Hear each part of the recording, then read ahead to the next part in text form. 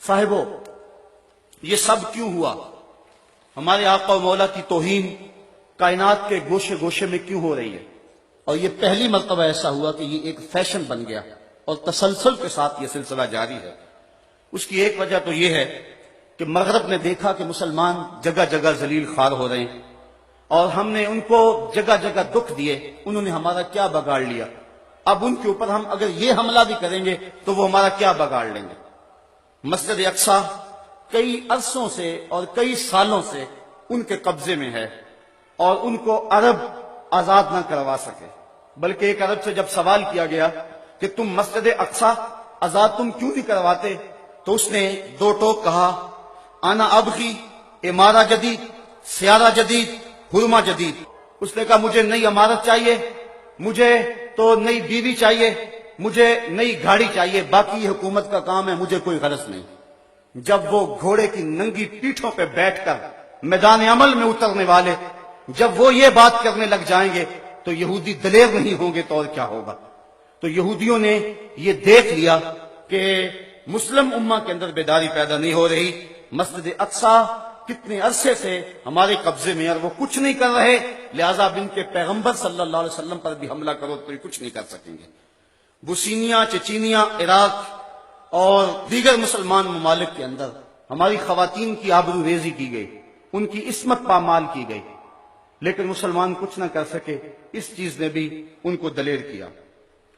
اس کے ساتھ ساتھ مسلمان حکمرانوں کی عیاشیاں، بلکہ برطانوی حکومت کے ساتھ بعض شہزادوں کی عیاشیوں پر مشتمل ویڈیو فلمز موجود ہیں، اور اگر کوئی بات کرنے لگتا ہے تو وہ کہتے ہیں یہ ہم لوگوں کے سامنے رکھ دیں گے، اور پھر سارے چپ ہو جاتے ہیں۔ تو اس حوالے سے امہ کے جو حکمران ہیں وہ عیاشیوں میں مبتلا ہیں اور مبتلا رہے ہیں، لہذا جو عیاشیوں میں مبتلا ہو جائے وہ اپنا سر ہتھیلی پہ لے کے سر میدان آنے کا عادی نہیں ہوتا، بلکہ وہ متاع زندگی کو ہی عزیز سمجھا کرتا ہے۔ ہمارا باہمی افتراق و انتشار یہ ان کو دلیر کرتا ہے، اور انہوں نے ہمارے اندر طرح طرح کی افتراق اور انتشار کے بیج بوئے ہیں۔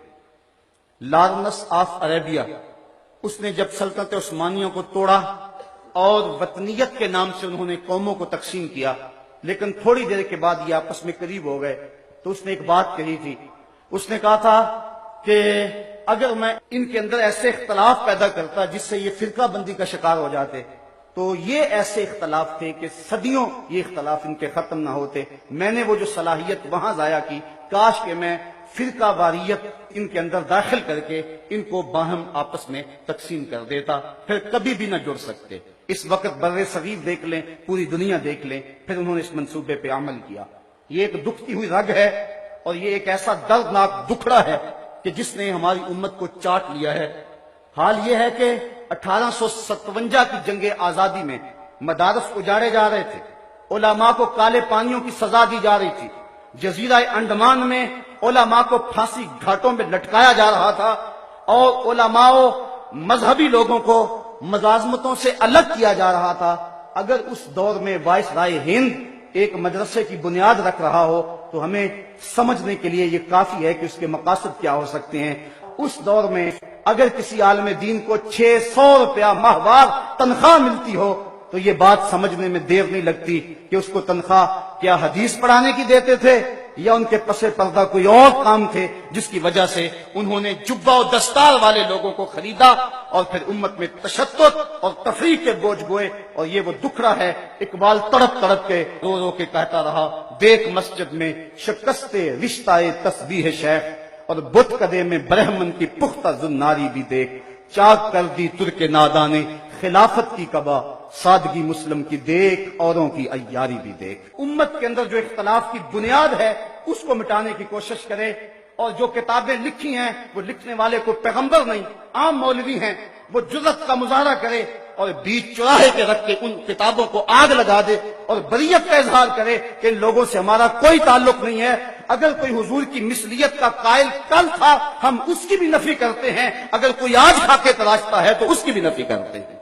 اگر حضور کے ناموس سے لوگ مخلص ہیں تو ان کو یہ اعلان کرنا ہوگا کہ ہمارے بزرگوں نے جو کہا ہم ان کی نہیں مانتے، ہم مثلیت کے قائل نہیں ہیں، ہمارا آج عقیدہ یہ ہے کہ پوری کائنات کے اندر دوسرا محمد ممکن ہی نہیں ہے۔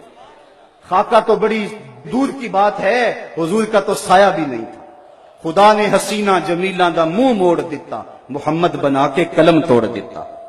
ایسا حسین پیکر تراشا، لا یجلس الذباب علی جسدہ، جسم پہ کبھی مکھی نہیں بیٹھتی تھی۔ ثانی دور کی بات، سایہ بھی نہیں تھا۔ اذا تکلم رؤیا کالنور یخرج من بین ثنایاہ، جب بات کرتے تھے منہ سے نور کی کرنیں چھن چھن کے نکلتی تھی۔ اذا ضحک یتلالأ فی الجدر، جب مسکراتے تھے سامنے والی دیواروں پہ عکس پڑتا تھا۔ اذا سر استنار وجہہ، اور جب مسکراتے تھے چہرے کی لکیروں سے نور نکلتا تھا۔ رخ کے آئینے میں مصور سجا ہوا، چہرے کی ہر لکیر پہ قرآن لکھا ہوا، آنکھیں کیا کہوں کہ باب حرم کھلا ہوا۔ تو ایسا حسین پیکر تراشا، ایسا حسین نبی کہ کائنات کے اندر حضور کی مثل ممکن نہیں۔ یہودی دن رات اسلام کے خلاف پراپیگنڈا کر رہے ہیں۔ ڈاکٹر شروش کی کتاب پچھلے دنوں چھپی، انہوں نے کروڑوں ڈالر اس پہ لگائے، کیا کچھ نہیں ہو رہا ہے۔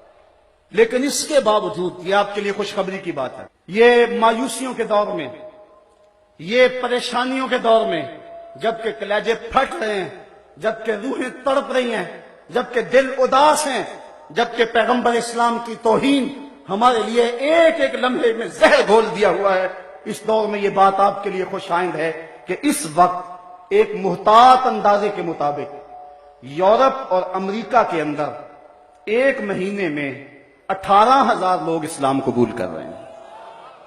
مغرب کے چرچ اجڑ گئے ہیں،